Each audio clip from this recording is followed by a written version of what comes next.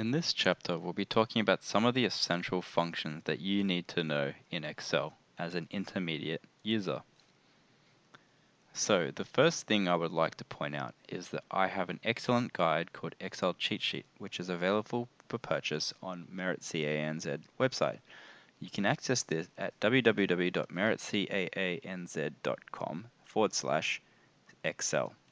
Here you can purchase our videos as well as this Excel guide with thousands of formulas to work through, and this is the basis of what I will be working off in this video. The most commonly used formulas are highlighted in green with excellent examples to work through. So this is the if function, and this is one of the most commonly used functions in Excel, and it's one that you need to be across. It's very important because it allows you to test a condition. What that means is you will set a statement. For example, Alan's sales are greater than his target. The if function allows you to set an output if the answer to this is true, and it allows you to set an output if it is not true. Those are the only two options. It is true or it is not true. It allows you to do some complicated formulas, and it allows you to map and nest things on top of each other for increased functionality. So let's take a very simple example, which is looking at whether or not these three staff members have met their sales targets. We can use the if function to test this and determine an output as to whether they've not achieved it or achieved their target in text. The formula is quite simple. The logical test is C4 greater than or equal to D4, where C4 equals sales and D4 equals target. If C4 is greater than D4, i.e. if sales is greater than target, I want the text to say achieved, and if it's not greater, I want the text to say not achieved.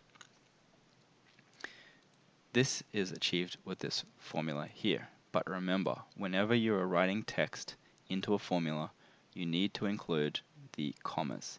Otherwise, Excel will struggle and won't understand what you're saying because it'll think you're including a formula called achieved. You'll get the,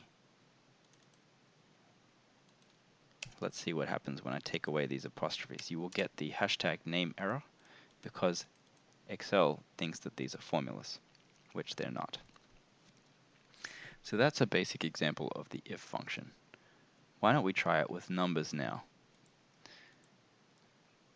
The following example is below. We want to be able to calculate the dollar amount of their sales commissions for Alan, Bob, and Carol based on whether or not they met their sales target. If they've met their sales target, they get 10% bonus. If they don't meet their sales target, they get 5%. So the formula we can use is almost the same, so it's still the same logical test. The logical test is if sales is greater than the target. Now the value, if they're true, is the 10% of sales. So what we want to do is we want to go C43 times 10%. The next one is C43 times 5% if the sales are lower than the target. The next thing we're going to be talking about is nesting a formula.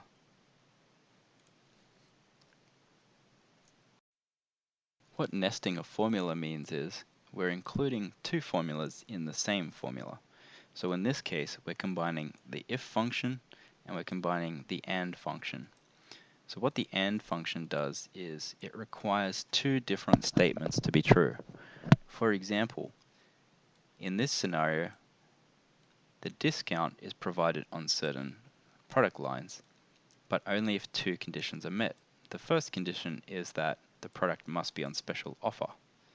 The second condition is when the order value must be greater than $1,000. So in this case, we can use the AND function and go special offer is the first condition, and order value greater than 1,000 as the second condition. We can then combine that with an if statement like so. If that's true, i.e. they're both true, then we can do our discount. And if not, no discount. So the formula is going to look something like that. that in theory is what a nested formula looks like. You can nest all kind of functions together. If and is a very common one, so is if or. So let's see how that works in practice. So the and function is C58 is a special order, and D58, i.e. the order value, is greater than 1000. So that makes sense. Now let's check it from the if function perspective. So if both of those are true, then it should be the order value times 10%. That's the discount. If not, it's 0. Okay, that makes sense. And then the total is that minus that. The next thing I want to talk about is the choose function. So the choose function is one of those formulas that you often use, and people should know it, but it can also be used, it can also be replaced by the index match function.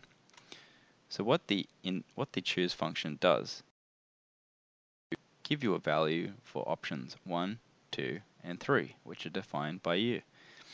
In this case, we have 5 different races, and we've been provided what rank they've had at the end of the race. Carol's come first, Alan's come second, Eric's come third, Bob's come fourth, David's come fifth. What we want to do is basically create this choose function so that it tells us what medal they're going to receive based on their position. So the if function and the choose have been nested.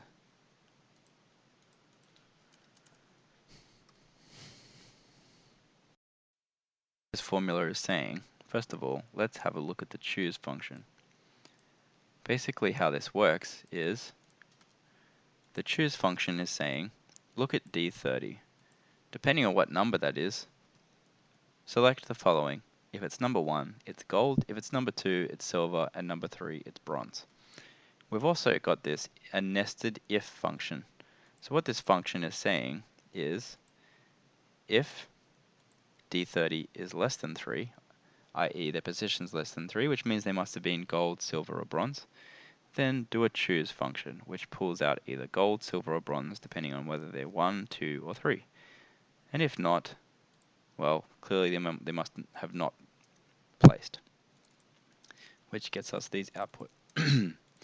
However, this choose function can be replaced by the index match formula. Sometimes it's best to just learn the index match formula, so you can replace the choose, the VLOOKUP, and sometimes even the SUMIF formula. But it is good practice to know all of the formulas so you can pick and choose. So, the workaround to using the choose function is the index match formula. So let's quickly draft up what that would look like. First of all, we need an index formula. That basically looks like this. First of all, you choose an array. I want to choose, basically, this mapping over here, whether they've received gold, silver, bronze, or unplaced. I'm going to lock that. The next thing I'm going to do is I'm going to lock that by pressing F4, and then I'm going to press comma to move on to the row number. Now the row number, depending on whether I press 1, 2, 3, it's going to be gold, silver, or bronze. That's all we need to know. So let's just go 1 for now so you can see what happens. And column number, I'm going to press nothing at all because there's only one column. So if I press 1, the answer should be gold because it's the first one down. And yes, that's the case there. The next thing is to add in the match formula. So instead of 1, what I want it to be is a dynamic formula which looks up whatever this position is over here. And I'm going to lock that as well. And I'm going to make it choose from this table over here. So if it looks at number 2, it's going to go the second one down. And I'm going to lock this and press 0 for match type. And there we have it, an index match formula which works just as well. And that is the choose function and the index match function. We've also got these counting functions over here. So counting functions are very similar to the sum and SUMIF functions. But instead of adding up the values, like 60, what it's going to do is it's going to say how many cells are there, or how many instances are there. The answer is 3. What about in this case here? We've got 3 values there. That should be 3 as well. What about over here, where there's a blank in the middle? That's only going to be 2. What about here, where there's an error in the middle? that's going to be 3 as well. And text is going to be 3. But if you use the count formula, what happens is it ignores the text, it ignores the errors. It only picks up the values. And that can be useful sometimes, or it can be a pain sometimes as well. So if we do want to pick up the errors in the text, we can actually use this variation over here, which is the count A. So as you can see the difference over here, as you can press count A, it picks up all values, no matter what, regardless of whether they're text, error, etc., whatever. You can also count blanks using the count blank formula, so equals count blank, select your range, and it'll just count all of these blank cells. So for example, votes not registered, so no cells where there's a blank value, they can be important. So just like sum and SUMIF, count also has a COUNTIF formula. And this works in almost the identical way in which you choose a range and you choose a criteria. For example, the items, and we're looking for breaks. So there are 2 brakes there and 3 tires there. So quite simple formula, equals COUNTIF, then range, and then criteria. You can also do COUNTIF S and look up multiple criteria. So for example, COUNTIF S C4, C11. So that's the criteria range 1, and then comma criteria range. So we're going to look up the maker in here, and we're going to look up Ford. And the second criteria, we're going to look up the spare part, and we're going to look up ignition. So it's going to count all of the Ford ignitions. Similarly, for Vauxhall gearbox, you can select a cell, and it's going to look up Vauxhall in here and gearbox in here, and it's only going to pull ones which are Vauxhall gearbox. So these two, these two here. So that's the COUNTIFs. So the next thing we're going to be talking about is rounding. So rounding can be important for formulas because decimals can make a big difference to your final outcome of your formulas. So hence where rounding formulas come in. Now, rounding is a mathematical principle, and basically we choose how many decimal places we want. So first of all, the formula is round bracket, choose the number that you want to round, and number choose the number of digits that you're rounding to.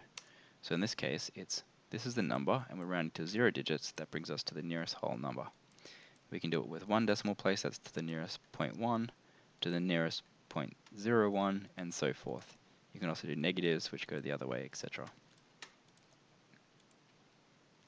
Now, there's also these rounding up and rounding down formulas. By default, mathematical formulas round up to the nearest x value, but you can also round up to the nearest how many 10,000s and so forth, which can be handy. For example, you might have a value of 13,000 and you want to round to the nearest 1,000, in which case you might want to use this formula here, round down to the -3. And same for round up. So you can do equals round up to the nearest -3, it's going to round up to the nearest 1,000.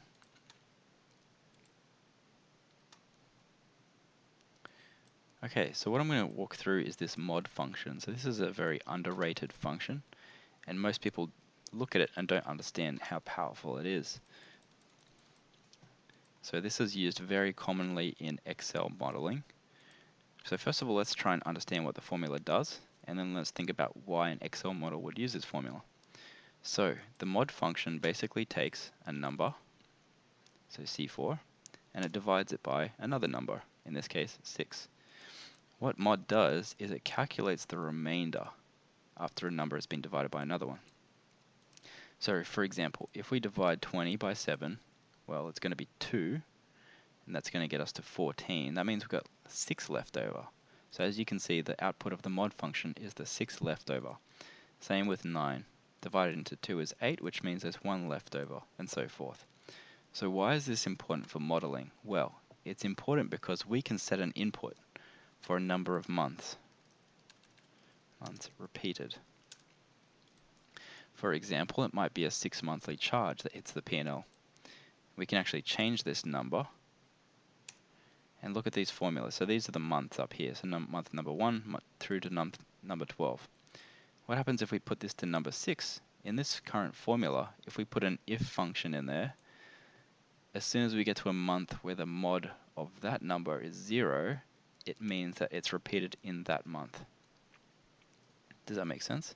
So if we go 6 divided by 6, there's no leftover, which means if we add an if function to the mod saying if that's equal to 0, make this a trigger, a flag, a 1. Okay, that's why there's a 1 there. For all the other ones, because there is leftover, these are all 0. And that means we can create this dynamic calculation where we can put 3 months in there, and then every 3 months, we're going to get a 1 showing up. And after that, so this is what's called a flag. After that, we can use those flags to create these dynamic formulas, which only kick in whenever this is a 1. So if we want a charge showing up every 3 months, what we can do is just say that times x, whatever the charge is. And then it will pop up every 3 months. Want to do it every 12 months? There we go. Want to do it every 1 month? Every month. So very dynamic way of setting up your model over a monthly period. Okay, and now we've got some other functions. So we've got dates and now and date. So these are dynamic functions. So we've got the today date, which just brings you today's date. We've got the now function, which brings you the exact timestamp of now. And we've got the today, now, date. So the date function is a way of converting number of days, month, and year into a single time format that we can use. So just some high-level formats we can use. So for one instance, we might use the now function for a review log. So you can say reviewed by Max at this time. And then what we'll do is we'll just hard code it by pasting special. So because these formulas are dynamic, which means they're always updating.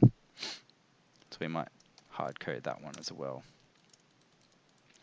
We can potentially turn the date function into a way of making our model up to date. So we can set the first month in our calculation up here based on an end of month formula, which we'll talk about a little bit later, but just to show you the possibilities that we can do with this. There we go, the 31st. And then next month when we run it on the 1st of June, the report will automatically update to June as well. So those are just some of the high level best functions that you need to know to be good at Excel.